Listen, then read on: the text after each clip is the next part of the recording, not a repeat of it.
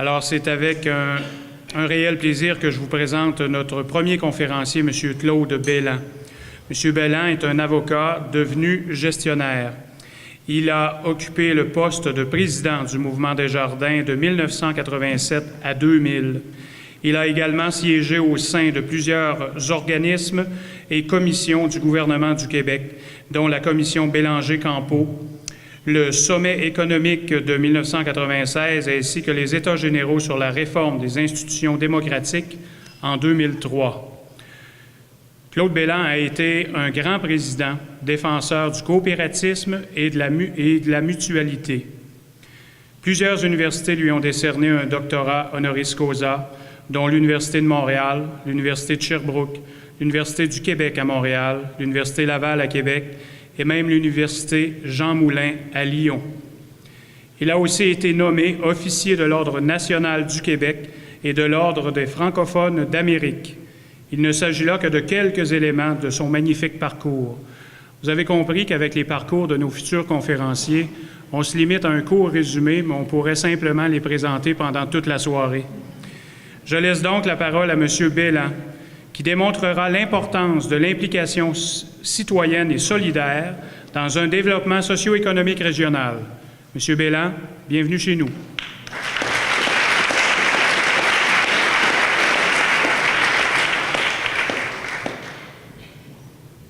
Merci. Il faut parler assez près du micro. Ah oui? Oui, oui. Et finalement, il faut acheter un système de son. Là, j'ai tout un défi, hein, parce que vous savez qu'on dit « ventre affamé n'a pas d'oreille ». Alors, j'espère que vous avez vos oreilles bien ouvertes. Non? Vous entendez pas bien en arrière? Est-ce que c'est mieux comme ça? Est-ce que c'est mieux comme ça? Ah, bon, parfait. Je vais l'avaler si ça continue. Oui, mais ça, c'est un gros défi. Puis, un gros défi après avoir entendu Alexandre et puis Sébastien. Ce que j'ai beaucoup aimé dans la présentation, c'est qu'après avoir expliqué ce que vous aviez décidé de faire, vous avez dit, mais ça ne suffit pas. On s'est demandé pourquoi il faudrait le faire. Vous savez, on parle beaucoup d'intelligence émotionnelle, mais moi je pense qu'il faut parler aussi d'entrepreneuriat émotionnel. Il n'y a rien comme, et ça c'est l'histoire de ma carrière, puis moi je suis un homme très chanceux, c'est l'histoire de ma carrière, c'est d'avoir une carrière où vous avez l'impression que vous rendez un grand service à votre collectivité.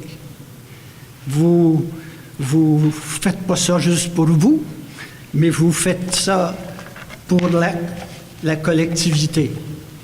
Dans un coin de pays comme ici, moi, il y a longtemps que j'étais venu dans la région, mon Dieu que c'est beau. Non, c'est très beau. Et je comprendrais que des gens d'ici, des jeunes d'ici disent peut-être qu'on va manquer de médecins, peut-être qu'on va manquer de dentistes, peut-être qu'on va manquer d'entrepreneurs pour toutes sortes de productions. Je vais devenir un expert et je vais le faire pour faire en sorte que ma communauté, ma collectivité soit meilleure pour tout le monde. Quand on travaille comme ça, c'est formidable. On n'a pas l'impression qu'on travaille. On n'a pas l'impression qu'on travaille. On a l'impression qu'on est utile. Puis si on vient au monde, j'espère que c'est pour être utile. Mais ce qui m'a frappé le plus, moi, comme président du Mouvement Desjardins, un mouvement extraordinaire, j'ai failli dire était extraordinaire. Mais je ne le dirai pas. Mais un mouvement où tous ceux qui participaient chez Desjardins, 15 000 dirigeants bénévoles, hein? C'est pas rien ça. Des gens qui voulaient que ça marche, qu'on se donne au Québec une institution financière qui nous appartient vraiment à nous autres et qui faisait qu'en sorte, on pouvait localement utiliser nos épargnes pour développer notre milieu à nous. Parce que M. Desjardins, ce qu'il n'aimait pas, c'est quand il voyait les Lévisiens, parce qu'il demeurait à Lévis, il voyait les Lévisiens qui n'avaient pas le choix. Ils prenaient leurs épargnes, puis ils allaient déposer ça à la banque, puis c'était à la Banque de Montréal, puis la Banque de Montréal, succursale, elle envoyait ça à Montréal, puis à Montréal, bien, ils faisaient des hypothèques, ils faisaient des prêts, puis les gens de Lévis, eux autres, non, il n'y avait pas de droit à des hypothèques parce que les gens de Montréal étaient beaucoup plus solvables. Desjardins a dit, c'est fini ça.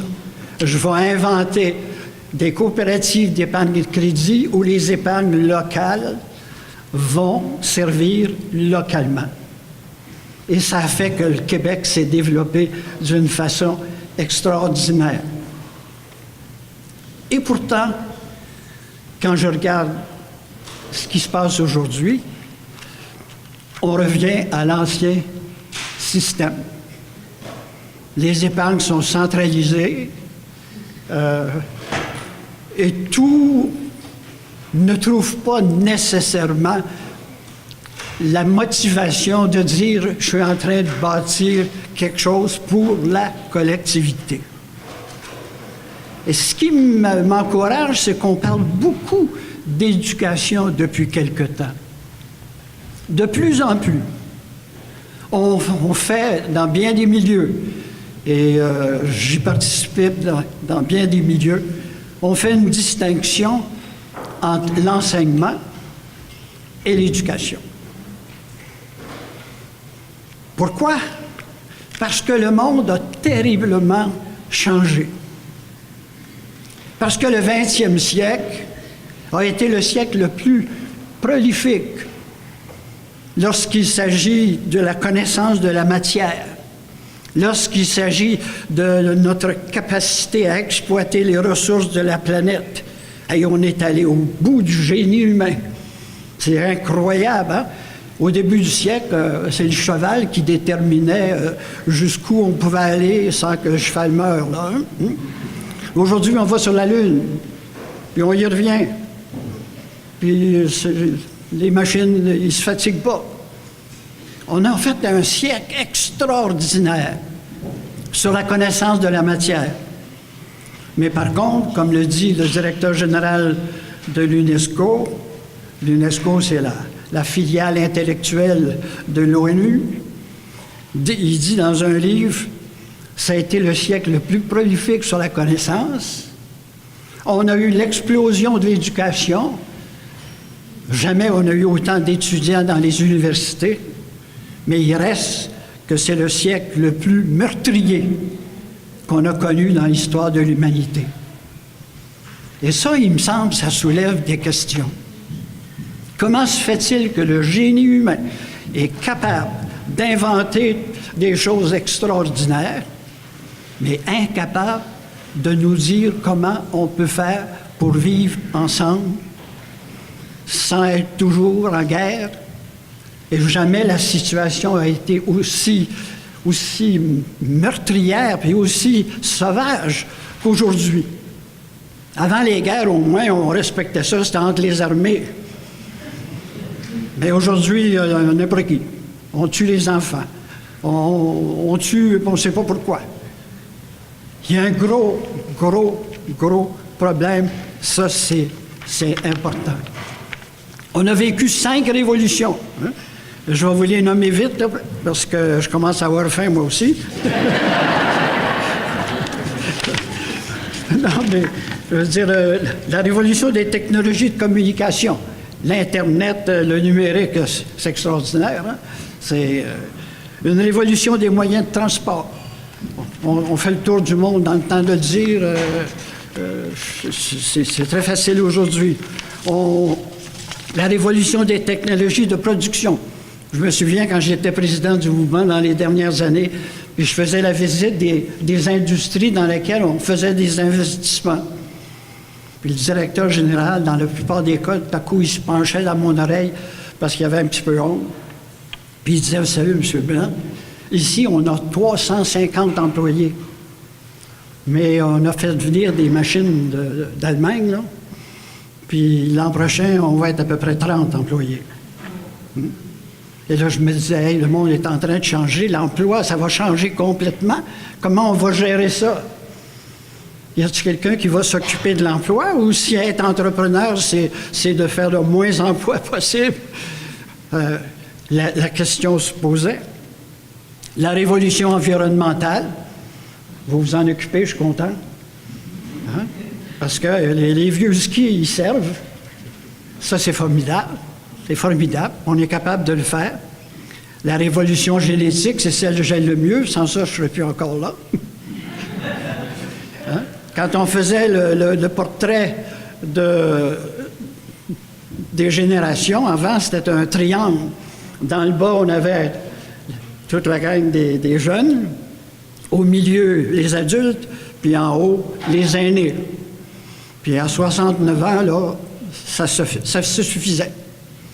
Aujourd'hui, la moyenne d'âge dépasse, on est rendu à 83 ans. Hein? C'est bien différent. Et puis, c'est pas rare d'avoir des centenaires. Je pense qu'on en compte quelques centaines de centenaires au Québec. Mais ça cause, mais ça nous présente des nouveaux défis. Des vrais nouveaux défis très sérieux. Je m'aperçois que ça a fait tout ce branle-bas-là, toutes ces révolutions, ont fait qu'on a mis tous les efforts. Dans l'éducation, non. Dans l'enseignement, au savoir-faire. Dans les universités, promenez-vous à l'École des hautes études commerciales, sur les portes des classes, c'est des noms de grandes compagnies. Coca-Cola, Pepsi-Cola. On est vraiment là dans l'entrepreneurship sans émotion. C'est pas l'entrepreneuriat émotionnel, pas du tout. On a mis des efforts extrêmes dans le savoir-faire. On a oublié le savoir-être. On a oublié le savoir-vivre ensemble. Et ça aussi, c'est essentiel.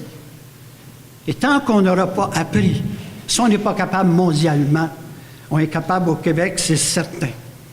On est capable de s'aimer au Québec. On n'est pas en concurrence. Et dans ce sens-là, il faut, quand on devient entrepreneur, dire, avant d'entreprendre une entreprise, je veux entreprendre ma vie. Parce qu'il faut décider, je me souviendrai toujours, quand je demandais à mon père, entreprendre, c'est quoi ça? Et papa avait dit, bien, entreprendre, d'abord, la première, c'est d'entreprendre ta vie. Décide ce que tu veux faire de ta vie. Veux-tu la faire pour toi? Veux-tu la faire pour toi puis un peu pour les autres? Veux-tu la faire pour le pays? Et c'est là que je suis devenu un partisan, moi, d'une économie au service de la nation. Quand on devient entrepreneur, puis qu'on sait qu'on vit dans une nation qu'on aime beaucoup, bien, on travaille un petit peu pour elle. On ne travaille pas contre elle. Ça m'apparaît important. Malheureusement, aujourd'hui, on vit dans une société, à cause des révolutions qu'on n'est pas capable de contrôler, on vit dans une société où, finalement, l'économie est au service des individus. Je lisais dans le journal Le Devoir, il y a 15 jours, que les 10 présidents dans le monde des grandes firmes de placement se sont partagés des salaires annuels pour un total de 10 milliards. Il y en a un qui a eu seulement 1,7 milliard. L'autre, il a eu 1 milliard. C'est de la folie. Et vous regardez maintenant même, et puis je les connais très bien, les salaires de nos banquiers. 176 fois plus que la moyenne de leurs employés. Comment un être humain, si intelligent soit-il, ne peut pas prétendre qu'il vaut 176 fois plus que la somme de tous ses employés? Il faut être orgueilleux en grand. Hein? C'est incroyable. Il faut remettre un peu de cohérence dans notre projet. C'est pour ça que j'aime le réseau dont vous faites partie. Le réseau des écoles entrepreneuriales et environnementales, des écoles qui visent en même temps à faire de nos jeunes, de faire de bons citoyens, des gens qui travaillent pour faire en sorte qu'on ait une économie au service de la nation. C'est ce que je souhaite de tout cœur. Merci.